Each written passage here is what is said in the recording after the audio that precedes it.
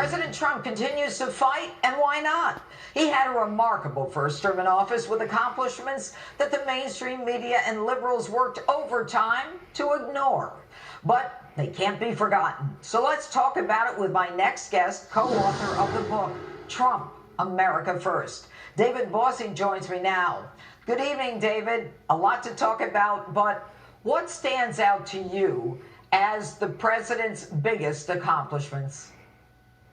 There's just so many, Judge, and there's just so many to name if you're trying to come up with the president's accomplishments over the last 4 years.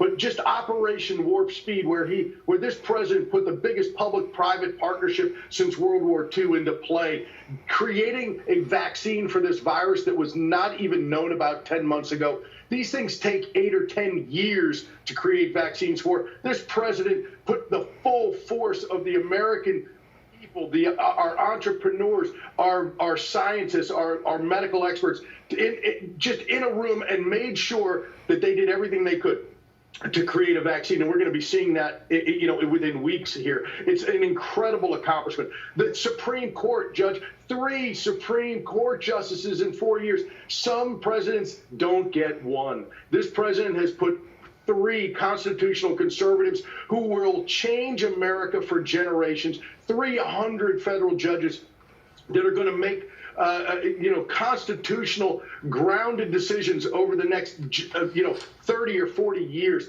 The economy, what he did to build the economy, rebuild this stagnant economy that he took over from Biden, is just an unbelievable thing. The record low unemployment, record employment, real wage growth for the first time in a decade. The list just goes on and on and on. And I am so proud of this president of what he set his mind to. He taught this Republican Party to fight. And we're never going to go back, Judge. That's the one thing that this president has done, is taught the Republican Party to fight the Democrats every minute of every day. And that's what we're going to continue to do.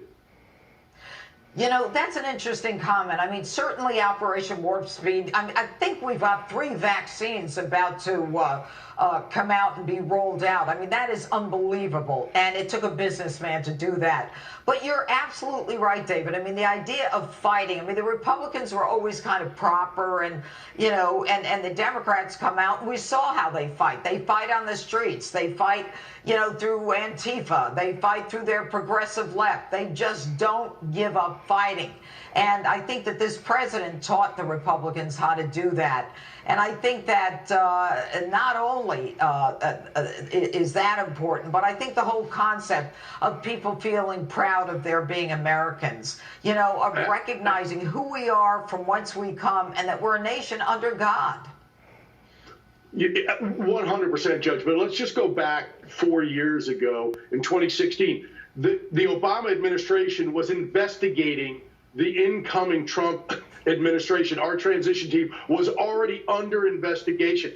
They didn't attend. No Democrats attended his inauguration. They said he is not a legitimate president, and they refused to work with him. They fought over everything he did, and the mainstream media went right along with it. So this president, what he's done, all these accomplishments that he's had, has been up against a backdrop that people forget.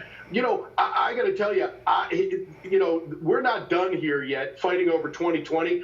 But Joe Biden's got a long way to go, and he's going to have to pay for a lot of the sins for the last 4 years. Well, we'll see about that. David Bossie, always good to have you on, Justice. Thanks so much.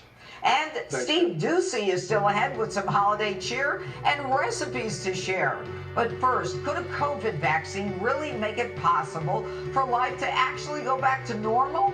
Dr. Mark Siegel joins me to break it all down.